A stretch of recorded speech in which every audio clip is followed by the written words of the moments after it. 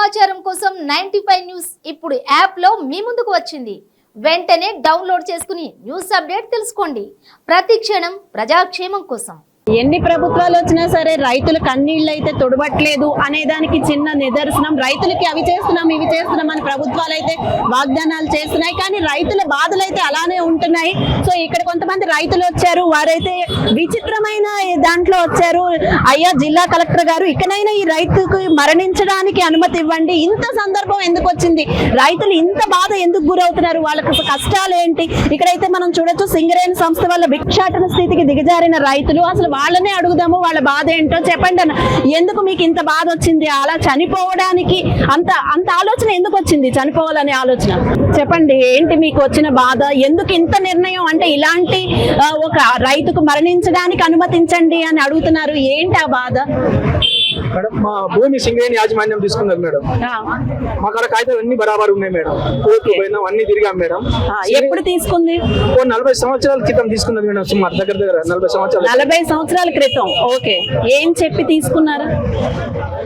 మీకు తగిన నష్టపరిహారం ఇస్తాం, ఎకరానికి 25,000 రూపాయలు ఇస్తాం. మీకు ఎంత మంది అయితే పేర్లు ఉన్నాయో అంత మందికి మా సింగరేణి సంస్థలు పర్మనెంట్ పని ఇస్తామని తీసుకున్నారు మేడం. ఓకే, అప్పుడైతే మీరు ఆనందంగానే ఇచ్చారు, అవన్నీ వస్తాయి కాబట్టి. సో తర్వాత ఏం జరిగింది?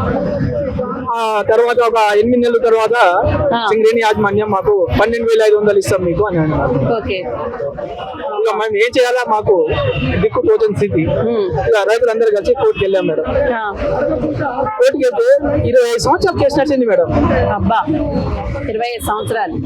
ఒక రైతు కుటుంబం 25 సంవత్సరాలు కోర్టు చుట్టూ తిరిగితే ఈ రైతు ఏం తిండి బతకాలా, ఏం పని చేసుకోవాలా, ఇక అసలు ఎవరికి చెప్పుకోవాలి ఈయన బాధ?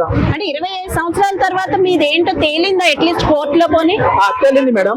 ఏంటి తేలింది? ఎకరానికి 25,000 ఇవ్వండి, ఎంతమంది పేర్లు అంతమంది పని ఇవ్వండి అని చెప్పారు. ఓకే, మరి అది జరిగిందా? మా చుట్టూ ప్రాంతం రైతులందరికీ ఇచ్చారు మేడం, నా ఒక కుటుంబానికి ఇవ్వలేదు మేడం. ఎందుకు? ఏంటి రీజన్ చెప్పారు? వాళ్ళు ఏం చెప్పట్లేదు మేడం. చెప్పట్లేదు. ఎవరిని అంటే గత ప్రభుత్వాన్ని మీరేం అడగలేదా? వెళ్ళి అడిగాం మేడం, అడిగాం. కలెక్టర్ సార్ ని అడిగాం. కలెక్టర్ సార్ చెప్పారు మేడం, ఎమ్మటే ఈ సమస్య పరిష్కారం చేయండి అని. ఇది ఇంకో కలెక్టర్ సార్ మేడం, ఇది మేము మరణించడానికి అనుమతి మన కలెక్టర్ సార్ పెట్టుకున్న లెటర్ మేడం. ఇది హైకోర్టు నుంచి వచ్చిన ఆర్డర్ మేడం.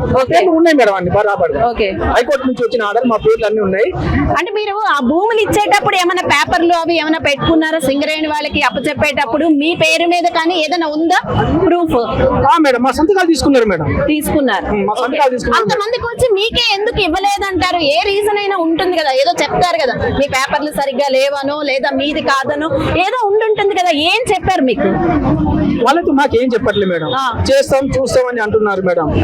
మేము పాదయాత్రగా హైదరాబాద్ వచ్చేటప్పుడు ఎంఆర్ఓ సార్ చెప్పారు, ఏది ప్రభుత్వం లేనప్పుడు మీ కాగితాలు అన్ని బరాబరే ఉన్నాయి, మీ మాట సీఎం సార్ ఒక మాట చెప్తే మీ పని అయిపోద్ది బాబు అన్నారు. ఓకే, మరి మీరు గత ప్రభుత్వంలో అడగలే? 10 ఏళ్ల పాలనలో ఒకసారి కూడా కేటీఆర్ కాళ్ళ మీద పడి మా ఆవిడ ముక్కు రాసింది మేడం, న్యాయం చేస్తానన్నారు.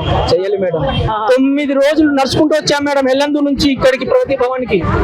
9 పాదయాత్ర నేను నా కొడుకు నడుచుకుంటూ వచ్చాం మేడం. అన్నం లేక నీళ్ళు లేక రాత్రి రోడ్ల మీద పట్టుకొని పోలీస్ సంస్థ వాళ్ళు మాకు అన్న ఉండి ఒక రూమ్ కూడా ఇప్పించారు మేడం. వాళ్ళు అన్నం పెట్టారు, వాళ్ళు పోలీస్ సంస్థ వాళ్ళు దేవుడు కూడా ఇలా బతుకున్నా అంటే కారణం కూడా పోలీస్ సంస్థ మేడం. నేను దాన్ని తప్పు పట్టట్లేదు, ఉన్న వాసన చెప్తున్నా మేడం. నేను చచ్చిపోతానని నిర్ణయించుకున్నా మేడం. టవర్ ఎక్కిన చచ్చిపోవడానికి పోలీస్ సంస్థ నువ్వు చచ్చిపోతే పరిష్కారం కాదురా, రైతులకు వేరే రైతుకు మెసేజ్ చేయాలా, నువ్వు బతికి ఉండాలా, పోరాడు అన్నారు. మేము నీకు పూర్తి అండ ఇస్తామన్నారు మేడం.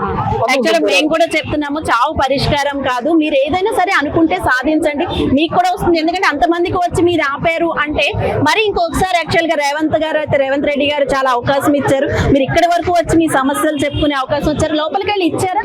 ఇచ్చాం మేడం, లోపలికి వెళ్ళి ఇచ్చాం మేడం. ఎవరైనా మాట్లాడారా లోపల? మీరు మీతో ఏం చెప్పారు? ఏంటి ఎప్పుడు లోపు తెలుస్తుంది అన్నారు? ఏమైనా చెప్పారా? డాడీ షర్ట్ వేసుకోవడం వల్ల లోపలికి రానివ్వలేదు. నేను షర్ట్ తీసేసి నేను వెళ్ళాను. ఈ షర్ట్ వేసుకోవడం వల్ల లోపలికి రానివ్వలేదు. మీరు రావద్దు, ఎలో లేదు, ఈ విధంగా బ్యాడ్ నేమ్ వస్తుంది, మీరు రావద్దు, బయట ఏమైనా చూసుకోండి, లోపలికి ఎలో లేదని రానివ్వలేదు. మీరు లోపలికి వెళ్ళారు, ఏమన్నారు చెప్పండి? లోపల ఏమన్నారు? సరే, మీకు సంబంధించిన కాంట్రిబ్యూషన్ లో నేను మీకు లెటర్ పంపిస్తాను, 10 రోజుల్లో మీ సమస్య పరిష్కారం అవుతుందని సార్స్ అయితే అన్నారు. కానీ దగ్గర 7 సంవత్సరాల నుంచి రేటు ఈ విధంగా తిరుగుతాడు అంటే సిగ్గుచేటు. వాస్తవానికి ఈ ప్రభుత్వం కానీ ఏ ప్రభుత్వం అయినా సరే ఇది ఒక సిగ్గుచేట అన్నమాట. మీకు ఈ ప్రభుత్వం వచ్చాక నమ్మకం ఉందా? ఈ ప్రభుత్వంలో మీకు న్యాయం జరుగుతుంది అనే ఆశ ఉందా? ఉన్నది మేడం, ఉన్నది మేడం.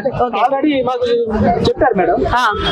అంటే రేవంత్ రెడ్డి గారు స్వయంగానే అన్నారు సీఎం కాకముందు ఇల్లందు వచ్చినప్పుడు ఓకే, తన ట్విట్టర్ అకౌంట్ లో డైరెక్ట్ వేశాడు, నేను సీఎం అయితే కనుక నెల రోజుల్లో ఇతని సమస్యను పరిష్కరిస్తాను అని డైరెక్ట్ రేవంత్ రెడ్డి గారు అతని అఫీషియల్ అకౌంట్ లో వేశారు.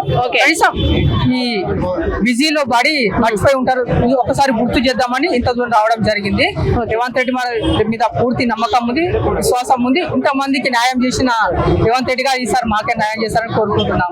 మాకు కూడా పూర్తి నమ్మకం ఉందండి. రేవంత్ అన్న అయితే మీకు న్యాయం చేస్తారని, జరగాలని మేము కూడా మనస్ఫూర్తిగా కోరుకుంటున్నాం. చావు అయితే పరిష్కారం కాదు దేనికి, మరొకసారి చెప్తున్నాను, ధైర్యంగా ఉండండి.